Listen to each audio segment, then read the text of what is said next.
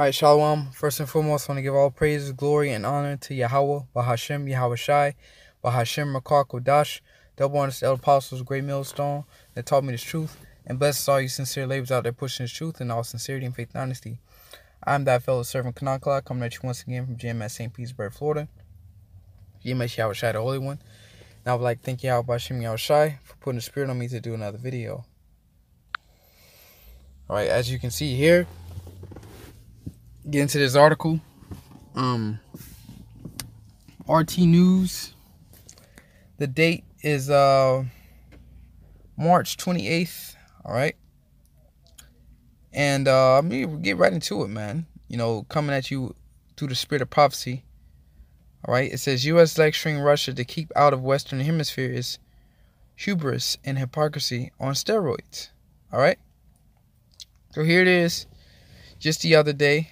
All right, Russia sent, I believe, 2 warplanes, and it's like 100 soldiers, Russian soldiers. All right, because Russia has interest, all right, or investments, all right, within Venezuela, all right, that oil, all right, Venezuela has the largest oil reserves, and Russia has paid billions of dollars, all right, to aid Venezuela, and in return they're supposed to pay them the equal amount of oil. So here it is. The U.S. is trying to set up a puppet leader, okay, to pretty much so they can gain access and gain control over the resources. All right, but Russia cannot allow that because they have invested so much money into Venezuela. Okay, so I'm just gonna get right into the article. The article may take me a minute to get through, but if you so happen to stay and listen, I believe this article is very edifying. All right, if you can suffer patiently, all right, and just listen to the article, it's very, very edifying. And if not, here it is. You know, you can search it up yourself. And after I bring out some precepts. Getting right into it, says, with U.S. military assets scattered to the 4 corners of the planet and entrenched on Russia's border, Washington believes the world is a playground that no other nation may enter. This is arrogance at its finest. All right, and that's the pride. All right, that's the pride of you Americans. You know, you're proud to be American. All right, the scriptures say, pride goeth before a fall. All right, roughly paraphrasing, before pride, you know, then destruction. All right, so America, and if you do a Google search, go right into Google, type U.S. embassies over the world, and you'll see all sorts of U.S. embassies everywhere. All right, in every country. All right, so America, like the article said, Washington believes the world is a playground that no other nation may enter. All right, so this is arrogance at its finest. So you can go around and police, you know, and go in everybody else's backyard and just trespass. All right, because that's what you're doing. You're trespassing. You can trespass on everybody's property, but when somebody else do it, all right, you act as if you own the world, and that's arrogance. Yeah, you know, at this point you may be the leader, all right, or the head of the nations, but at the end of the day, everybody has their own land and their own property, and it's not up to you to just, you know, with your arrogancy to think you can just go into any country you want and other countries can't. All right. So it says, imagine how less complicated life would be if American statements only took the time to consult a world map, like it said, before speaking publicly on global events. Had John Bolton, for example, performed this simple exercise, he would have avoided appearing like the representative of a nation that is hell-bent on conquering every square inch of real estate on the planet, on planet Earth. Or at least the real estate with proven oil reserves. So there it is. America wants to buy up everybody's land, all right, conquer everybody's land.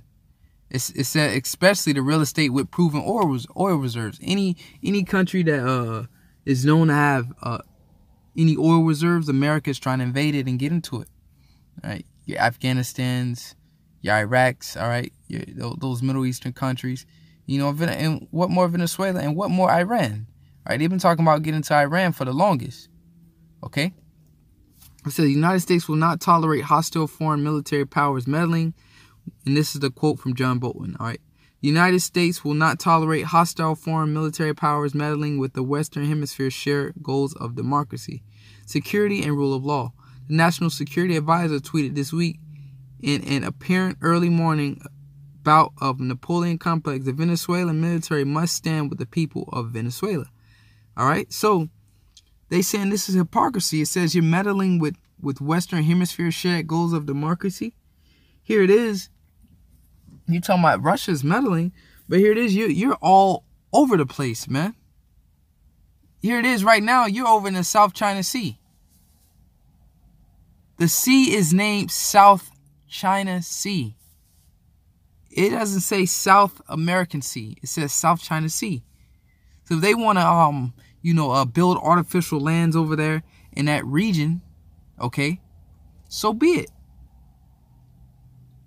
It's on their part of the globe. But since, your arrogancy, you want to, Americans want to rule everything. They want to claim the region that they build the artificial islands in as international waters, okay? Meaning we can fly over there or we can sell our ship over there. That's how they feel. But let America have to do that. As soon as you enter into the airspace, you have such amount of seconds to land the plane or to get out of our airspace, or we will shoot you down. That's America for you. Let a Russian plane come on the coast of California. It's gonna be intercepted by jet fighters. Okay. So this is hypocrisy at its finest. So it says, for those who haven't been following the South American saga, the hostile foreign military powers that Bolton speaks of is none other than globe-trotting Russia, which had the incredible audacity to dispatch 2 military planes and some 100 Russian specialists, all right, to the beleaguered Venezuela. In other words, not exactly an invading army, judging by the alarmist nature of Bolton's tweet. However, and that's what you call propaganda, all right, controlling the narrative. They treat it as if it was an invasion, as in they put troops on the ground and they're just ready to take over. But that's how America operates, okay? It says, however, where he actually gives a command to the Venezuelan military, it would appear as though Attila the Hun had just docked a carcass with 1 million bloodthirsty warriors in a tow, and their humor out of that. And I don't know exactly who Attila and the Hun is, but matter of fact, let me Google search it, because I want to see the humor behind this. And this is all raw, man.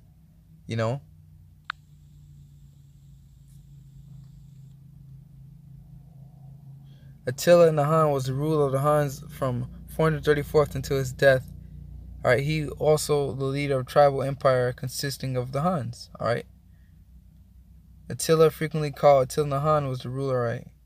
So you pretty much see a historical figure here.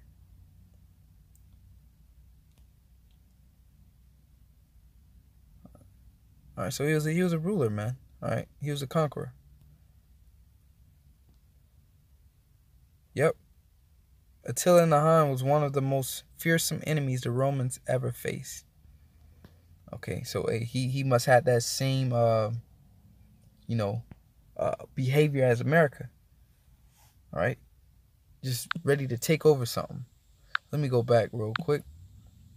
It says had just docked at Carcass with 1 million bloodthirsty warriors in tow. Yeah, so as if he pulled up with 1 million bloodthirsty warriors, the Russians pulled up and just start, ready for war, ready to shoot someone, ready to start killing people. That's how the America's painted the picture, all right, the narrative. It says this brings us back to the importance of consulting maps. Had Bolton done some basic, all right, cartographic research on the U.S. and NATO operations worldwide, he would have been possibly, though doubtfully, struck with a sense of awe and even embarrassment by the sheer number of U.S. NATO flags piercing the paper landscape. So, once again, do a quick Google search and type this right in. And if he was, if he was to do this, he like the article said, he will feel very embarrassed, man. Because it's like, as the scriptures say, Matthew 7, take the mote out of thy own eye before you accuse, man. So how you going to talk about somebody doing something when you're doing the same exact thing? All right. It says, paper landscape. Many of those flags, incidentally, are flapping wildly in faraway places like Poland, Latvia, and Romania, where a U.S. missile defense shield went live in 2016, despite repeated warnings by Moscow, all right, that the system would have an adverse effect on global stability. Okay, so these countries, all right, are close to Russia, and here it is, America put defense shields over there. All right, and that's just in case America wants to strike Russia, then Russia begins to strike back. That the game plan is that with the missile defense systems being so close to Russia, that they will intercept it before it gets over here to the States. All right, but Russia already peeped that long time ago. They already observed that long time ago. And I remember articles all the way back like 2013, 2012. Right? Russia said that they will create a weapon that will be able to invade any U.S. missile defense system. And they have, man. Russia now has a hypersonic missile capabilities. Okay? Missiles that can go underwater, right, and come back out. Missiles that can missiles that's faster than any, all right, defense system out there that can just with sure speed just outrun it. All right. It says, as Vladimir Putin reminded the world last year with much aplomb. All right. So Vladimir Putin warned them about this. Hey, man, this move you're making, it's not going to end well. All right. It says, in cooperation with the 21-member NATO bloc, but under direct supervision of the U.S., those above-mentioned countries regularly conduct massive military exercises with cuddly, reassuring code names. Okay, and here's more sarcasm, like Anaconda. Anaconda is not, cuddly. So it goes to show you the sarcasm of the sarcasm behind the thing. It says, and saber strike smack on Russia's border. And despite the fact that Moscow has never ventured to lift so much as a finger against a single Western nation, all right, a similar sort of threatening posture, by the way, is being taken against China. It says, get out of Syria first. Moscow reacts to Trump's demand to leave Venezuela. And that's right. That's absolutely right. You want to tell Russia to get out of Venezuela, but here it is, you're over there in Syria, uninvited. And that's the hypocrisy. It says, indeed, despite the Western media non-stop allusions to an aggressive Russia that just can't quit its Latin imperial ambitions, it is in fact NATO that looks determined to create a global empire. Okay, because, and then, as it says, despite the media's non-stop allusions to an aggressive Russia, and if you when Russia, the whole thing with Russia and Crimea, I believe, Ukraine, and that region over there, I remember when the thing was taking place, I would hear jokes like, yeah, the Russians just took over Crimea or invaded, Ukraine, because that's what their local media, all right, told them, all right, the propaganda, the narrative, that's the narrative that they fed the American people. That these Russians just went into Crimea, or Ukraine, and just invaded it. All right.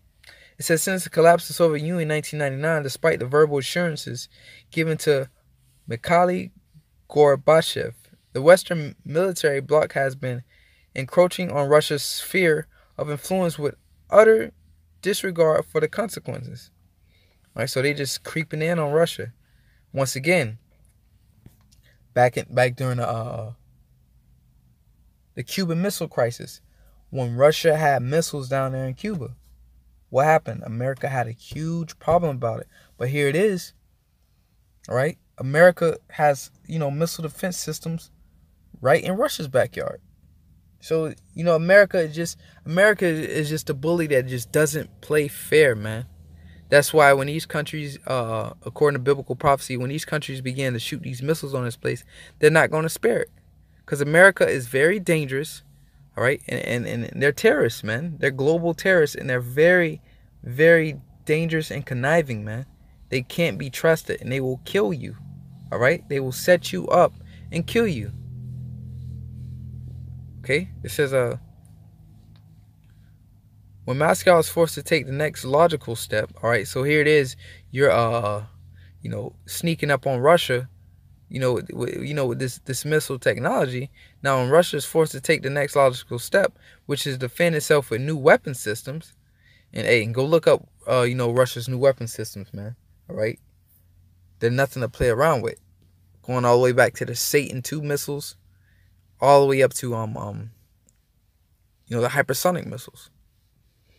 It says the United States throws a tantrum and withdraws from major arms reduction agreements, right? Major arms reduction agreements, all right? So we're gonna, those agreements to pretty much keep the missiles at a set, number or a minimum amount of nuclear missiles, okay, or arms. But here it is, America backs out of that deal.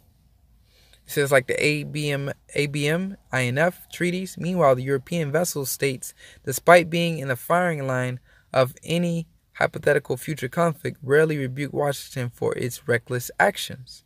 Okay, hypocrisy. So you get on everybody else about making such moves, but you don't examine yourself, and that's pride, man. All right. It says, this dodge obedience by the European capital allows Washington to carry on around the world as it sees fit, and without any hint of legality. By the way of proof, one need only look at the arc of insanity that stretches across the Middle East and Central Asia. Once wholly functioning modern states like Iraq, Libya, and lesser degree Afghanistan were methodically beaten into submission by the U.S.-led Western powers. All right, so here it is. Like I said, lesser degree Afghanistan, Iraq, Libya. Here it is. These countries really don't have the firepower to protect themselves from the U.S. And the U.S. just went right in and just conquered them, man. Beat them into submission. All right. Beaten into submission by the U.S.-led Western powers. Syria was also perched on the precipice of annihilation until Russia entered the fray to lend its assistance in the battle against Islamic State. And that's biblical prophecy. Ezekiel 38th chapter, Gog and Magog. The scriptures tell Gog, all right, gather yourselves together and be thou a guard unto them. Syria, all right, so Russia, that's why Russia came in and helped, and that's biblical prophecy. So, America wasn't able to pretty much beat Assad into submission because Russia came and helped them out. Just like right now, you have America beating down Nicolas Maduro, the Venezuelan president, in the Venezuelan country. They're beating down on their power grid, all right, making blackouts. What? To push them into submission, right? Because wars aren't always started by bullets flying and bombs being dropped.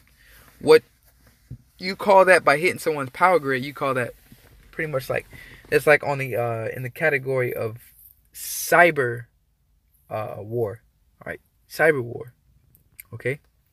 Hitting someone's power grid. It says strangely, however, NATO was not receptive to Moscow's help in routing the terrorist menace. And in fact, on several occasions, the Western alliance acted like Islamic State's private air force as Syrian government forces came under repeat attack by U.S.-led airstrike. So here it is. You went into Syria saying you're there to fight against terrorists, ISIS. But your airstrikes was directly aimed at Assad's military. Okay, so when you really ask yourself, who are the terrorists? America is the terrorists. They fund the terrorists. They aid the terrorists. Guns, all right. U.S. made weapons. It was articles and pictures and videos of ISIS driving around in Toyota Tundras. Okay. I don't know how true it was, but a man, he said he actually saw his car that he sold or traded in. He saw it over in the Middle East, man. Now, I don't know how true that is. That guy in particular, his statement, but that's what's out there. Okay. I believe it to be true. Okay. It says, strange, however, NATO was not perceptive to Moscow's help in routing that terrorist menace. And in fact, on several occasions, the Western Alliance acted like Islamic State's private air force as Syrian government forces came under repeat attack by U.S.-led airstrike. So much for the Western Hemisphere's shared goals of democracy, security, and the rule of law, as Bolton alluded to in his delusional tweet. Although Donald Trump promised on the campaign trail that he would stop Washington's rapid regime change ways, it seems that the temptation that has presented itself just miles from U.S. territory in Venezuela, where it sits the largest oil reserve in the world, is simply too great to resist. So here it is, they say, we pretty much they're going to change certain policies. They're going to stop doing what they're doing. But America is greedy. And all these words and all these terms they use to describe in America, I'm going to pull out the correct precepts to sum all this thing up. So keep those in mind. All right. Russia's always, it's like America's always in other countries. All right. Taking over countries, beating them into submission. Pretty much taking the lands that have, the greatest oil reserves. Just keep, keep taking. All right. What's not theirs. So remember these points. It says, where it sits on the largest oil reserve in the world is simply too great to resist, and more so for a businessman who has spoken casually in the past about seizing the oil of other countries. Russia must get out of Venezuela. All options open. Trump, and that's what Trump said to Russia. All options are open, which, yeah, you're not gonna do nothing, man. At the end of the day, they're talking, but going back to a mutual assured destruction, man. America knows what they can do and what they can't, man. Let the Iraqi military or the Afghanistan military show up over in Venezuela, and it wasn't Russia.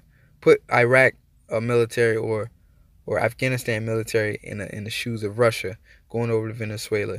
Man, they would have sent troops in there and would have invaded Iraq again, or they would have dropped some bombs on them.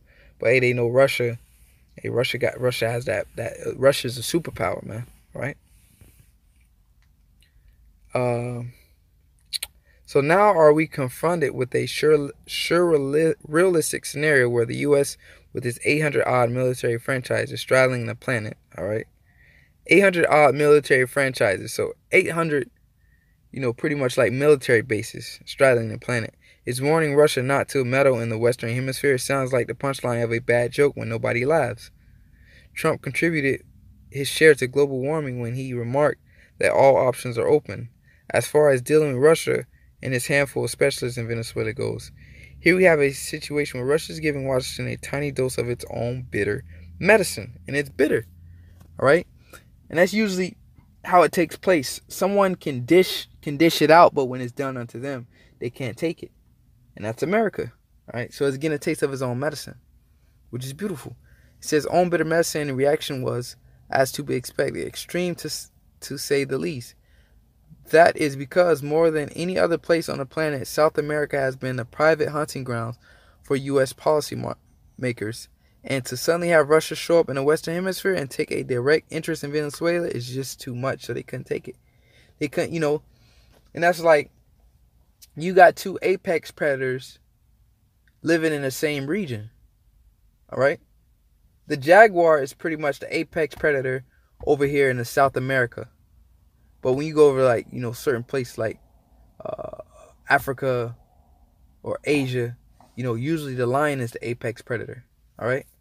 The jaguar is the apex predator over here in the Americas, North. There was a jaguar population in North America, but it has died off.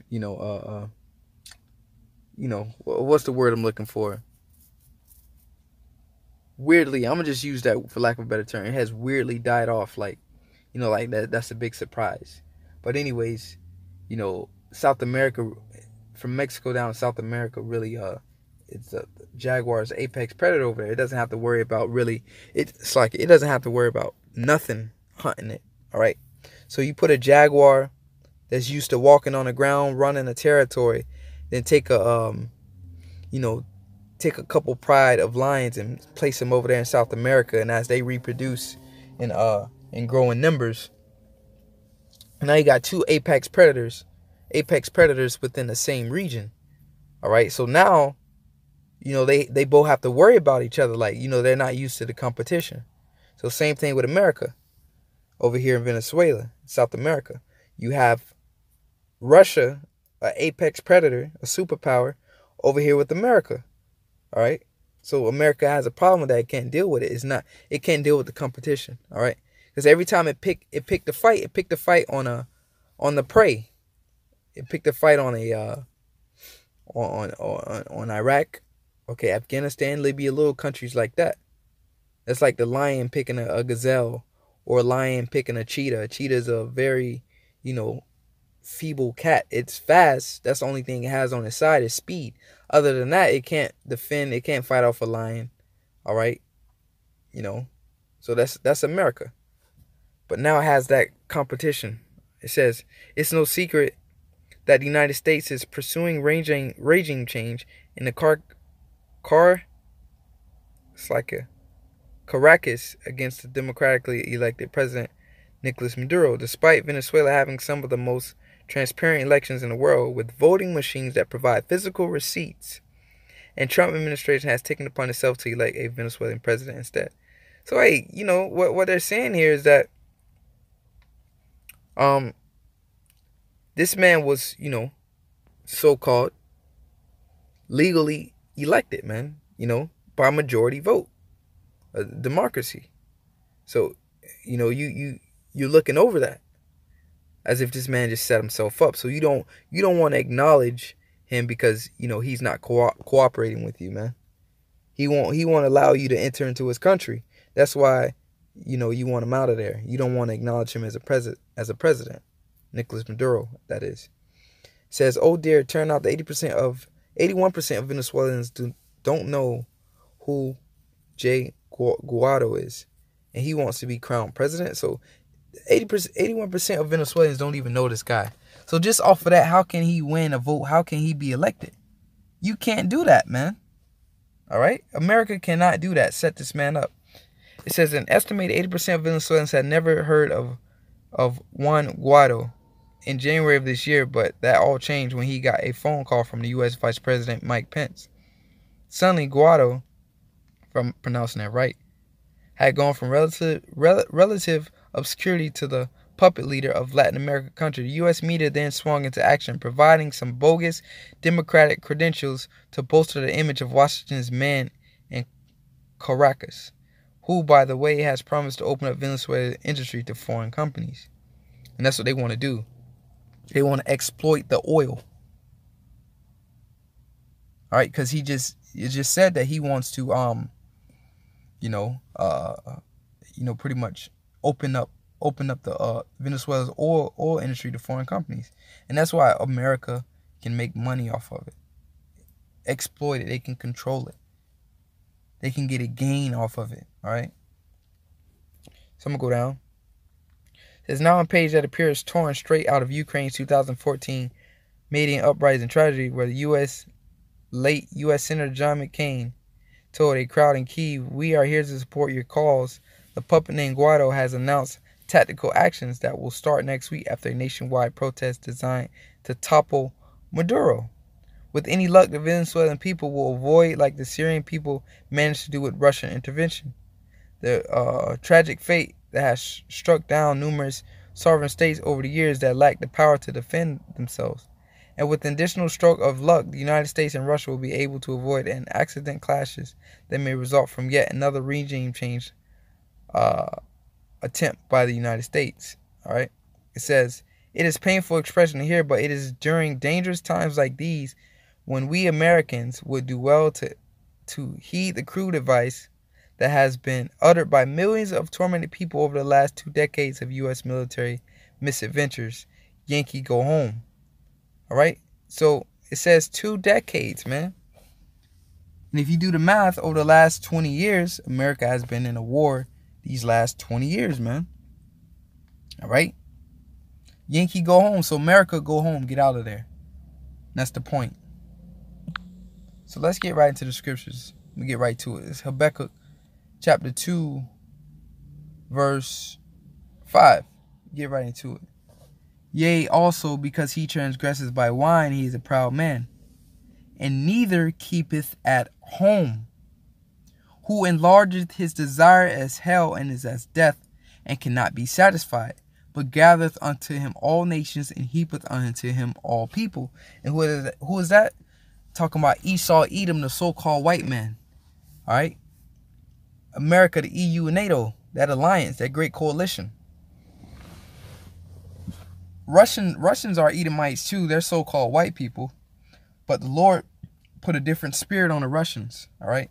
He set the Russians up against each other, because scriptures say if Satan cast out Satan, a kingdom cannot stand.